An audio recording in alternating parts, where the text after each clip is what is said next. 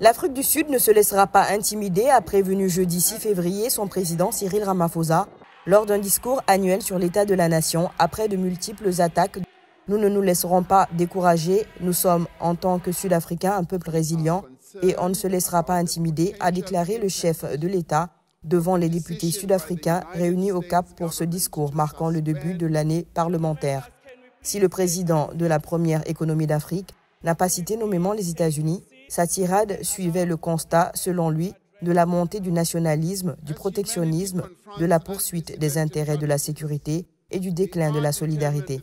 Cette semaine, la Maison-Blanche a multiplié les annonces de droits de douane, parfois finalement suspendues, visant le Mexique, le Canada et la Chine. Dans la foulée d'un message de Donald Trump sur son réseau Truth Social, affirmant que l'Afrique du Sud confisque des terres et traite très mal certaines catégories de personnes et qu'en conséquence, il couperait tout financement futur à destination du pays, d'autres attaques ont plu sur Pretoria.